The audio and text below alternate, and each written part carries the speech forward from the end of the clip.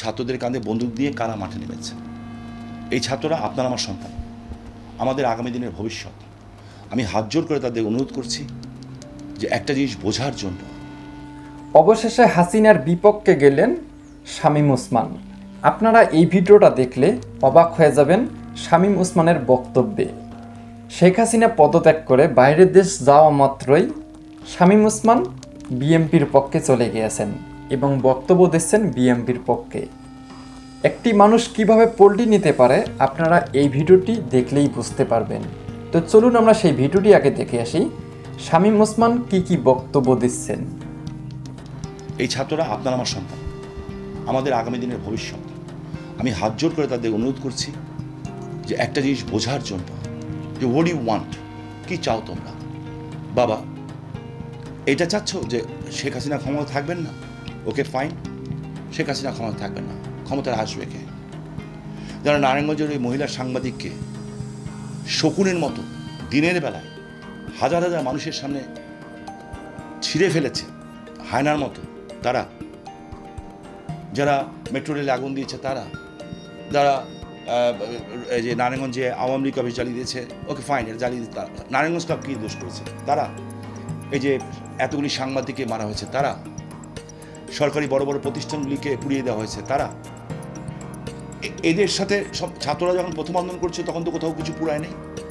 অবশ্যই আমাদের ব্যর্থতা আছে।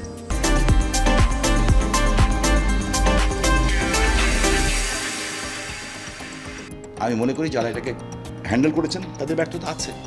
আজকে আমি তোমাদের কাছে প্রশ্ন করতে চাই, কি হয়েছে বাংলাদেশে যে বাংলাদেশের থেকে রিফিউজি ইন্ডিয়ায় যেতে হবে?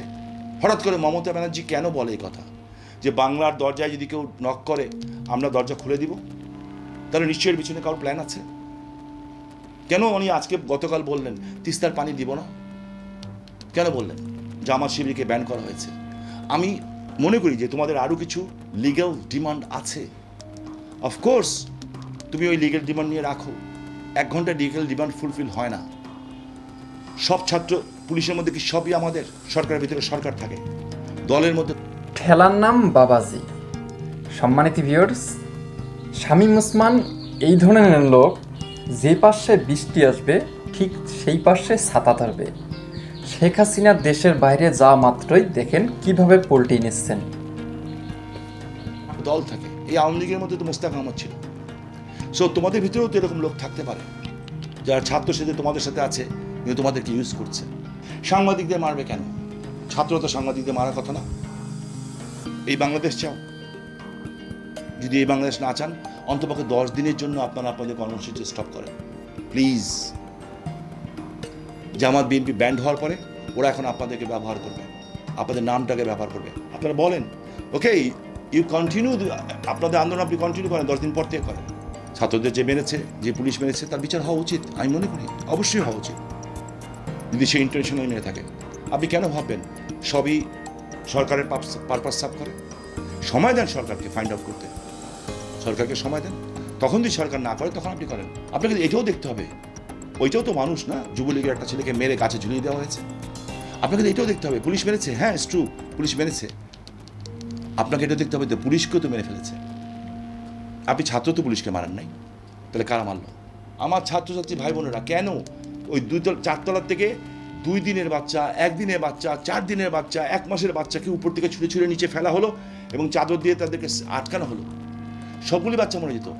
এইটা কি কোনো ছাত্র করতে পারে, ছাত্রী করতে পারে? নো।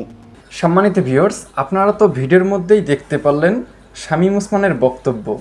শামীম ওসমানের বক্তব্যে আপনারা কি বুঝতে পারলেন অবশ্যই কমেন্ট বক্সে লিখবেন। আর এই রকম লোককে কি করা উচিত অবশ্যই এটাও আপনারা কমেন্ট বক্সে লিখবেন। শামীম ওসমান যেভাবে পল্টিটি নিলেন, ব্যারিস্টার সুমন কিন্তু এইভাবে পল্টিটি নেন নাই। তিনি কিন্তু দেশ ছেড়ে চলে গিয়েছেন ব্যারিস্টার সুমন।